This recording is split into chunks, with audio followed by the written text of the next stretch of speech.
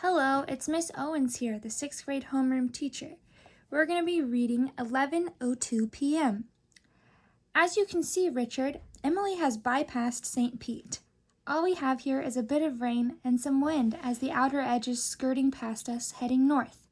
It made landfall at 7 p.m. in Palm Breeze. Where I live, Richard said. I hope your family is safe, Richard. I hope so too. The last time I spoke to them, which was just after my wife got home from school, she's a principal, you know. Everything was fine. An hour later, I called back, and the cell and landlines were completely dead. I guess what I don't understand, and I'm sure our viewers are wondering the same thing, is how could the forecasters be so wrong? Emily's landed 50 miles north of here. But what's even more surprising is that she made landfall 4 hours earlier, stranded. Tens of thousands of people trying to get home or leave the area. Those are some pretty big questions, Richard. I hardly to know where to begin. Everything we know about hurricanes is based on previous data. Emily is an anomaly. This afternoon she was moving faster than any other hurricane on record. No one could have predicted that she would actually pick up speed as the afternoon progressed. Because of her speed and her direction changes, forecasters were simply unable to predict where she would make landfall. As to the tens of thousands of stranded people, I don't think it's that many, but there are certainly people who have gotten caught by this storm. As you mentioned, Richard, we have a complete communications blackout with the exception of satellite phones. Here's what we think is going on, and please remember that none of this information can be verified until communications have been restored. All roads in and out of Palm Breeze have been closed due to flooding, wind damage, or car accidents. Because of the severe weather, all non-essential emergency personnel have been sent home until such time that the weather allows them to return. There have been 17 reported fatalities, and I want to emphasize that these are reported, not verified. 5 people have died in automobile accidents, 2 people had heart attacks, and 3 people have drowned. The rest were reported killed by flying debris and in building collapses. Law enforcement and emergency workers have set up dozens of temporary shelters in schools and other government buildings. Those stranded in their cars have been moved into the shelters to wait out the storm. There is no doubt that the area has received a great deal of damage, and there will be more to come. I don't want to speculate any further. Do we have news crews headed up there? No, Richard. As I said, no one is being allowed in or out, including local and national news media. We've tried, but we were turned back. Officials will reevaluate the situation in the morning and let us know when we'll be allowed in. As a resident with family there, they would certainly allow me through. They are turning all residents away, Richard. The problem is the roads. They aren't passable, and with Emily in full swing, it's simply too dangerous. Thank you, Cindy. Right now we will need to take a short commercial break. We'll be back with more about the storm of the century. As soon as the camera stopped, Cindy shook her head in disgust and handed the mic to her young cameraman. Mark. Richard's a piece of work, Mark said. You got that right. Cindy walked over to a 4x4 truck. John Masters was sitting in the cab with the door open, looking at a map on his laptop. Any luck? Reaching Chase on the sat phone, no.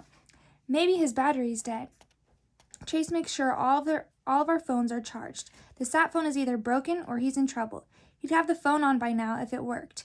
The school secretary called and said he'd been put on a bus. Hard to break a phone on a bus. Maybe they stopped the bus and moved him into a shelter. He'd still be able to call from the sat phone if it worked. From what you've told me, he knows how to take care of himself. He does, but if I've got to make sure he's okay, John pointed to the map on the computer screen. You're going up there. John nodded. He had been with Cindy on and off throughout the day. They'd had lunch and dinner together. They'd also been together with when Chase called from school that afternoon. I have pretty good sources, Cindy said. There's no way in or out of Palm Breeze, and it's going to stay that way until at least tomorrow, maybe longer. There is always a way in, John said. Devil's advocate, Cindy said. Let's say you manage to get past all the roadblocks. Chase may not be at the farm. Wherever he is, we'll be closer, John said, and I'll be where the damage is. There's not much to fix around here. What do you mean by we'll? Thomas and I will take different routes and keep in touch on the sat phones and CB. We'll get in. We've done it before. He looked at Cindy for a moment, considering. What? Cindy asked. Do you want to come with us? Cindy smiled and looked at her watch. I'm off the clock until tomorrow morning. What are the chances of getting me back in time for work? I would say the chances are absolutely zero. Fine, then I'm taking my work with me. She looked over at Mark, who was packing his camera up. Cindy called him over. What's happening? Do you want to head up north to the hurricane of the century with two complete strangers without pay, without telling the station? Oh, you'll probably get fired if the hurricane doesn't kill you first. Sounds good, Mark answered. Let me get my camera. 11:09 p.m. Chase, Nicole, and Rashawn were standing crouching, actually, so they wouldn't get blown off the road, about 30 feet from the largest gator, and none of them had ever seen. It looked a lot bigger than 13 feet to Chase, and it hadn't moved an inch during their noisy approach. They had yelled, jumped up and down, and even thrown rocks at it. Chase was certain he'd hit the gator at least twice.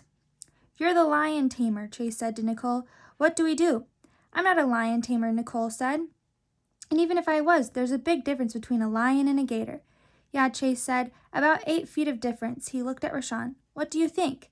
I've seen a lot of gators, but I've never seen one act like this. Maybe he's dead. I'll tell you one thing. It wasn't easy for him to get up that slippery bank. Gators don't move so good uphill, especially ones hit this size. Fate, Chase said. What? Nicole and Rashawn said at the same time. Fate, Chase repeated. I mean, what are the chances of a 13-foot gator hauling out onto this levee during a hurricane and dying lengthwise across the road at the very moment we need to walk past? So you're saying we don't think it's dead, Nicole said. I'm saying it doesn't make any difference, dead or alive. We have to get by this prehistoric speed bump, or we're going to die on this road. One way or the other, we're dead. He took the GPS from around his neck and slipped it over Nicole's head. Before they could say anything, he half walked, half crawled toward the behemoth, angling toward its tail, thinking it would be easier to step over the tail than the body or snout, and the tail couldn't bite him. But gator tails do move, Chase discovered, like armored whips. Just as he was stepping over the tail came to life, flicking his feet out from under him. The gator's head whipped around, its jaws snapped closed loudly enough to be heard above the howling wind. Chase dove headfirst over the bank and rolled, stopping just before he hit the water.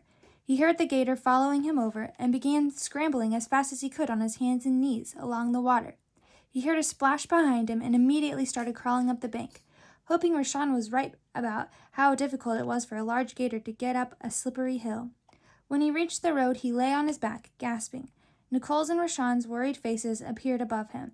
They pulled him to his feet and half-dragged him 50 feet down the road before they had to stop to catch their breath. That might have been the stupidest thing I've ever seen a human do with a wild animal, Nicole said. It worked, Chase said, but he knew she was right. He'd have to rank it right up there with leaving the tools in the backyard so his father could get struck by lightning. We thought the gator ate you, Nicole said. He wouldn't have eaten me, Rashawn said, matter-of-factly. At least not right away. He would have killed him and buried his body underwater in the mud, then waited for it to rot so he could tear off the soft flesh and gulp it down. Well, that's a relief, Nicole said. She and Chase started laughing. Rashawn smiled. I'm not so sure what you two find so funny about alligators and eating habits. Lying across the road playing possum is how that gator hunts. She pointed to the spot where the gator had been parked. There's only one way across this water without swimming. When a deer or some other kind of animal comes along down the road, he just waits and snaps it up when it gets close enough. I bet that's how he got so big and old. And fast, Chase added. I've never seen anything move like that. Speaking of which, Nicole interrupted, we need to get moving. Chase retrieved his GPS from Nicole's neck and turned it back on. A little over a mile and we're off the levee. 2 miles after that, we're at your front gate.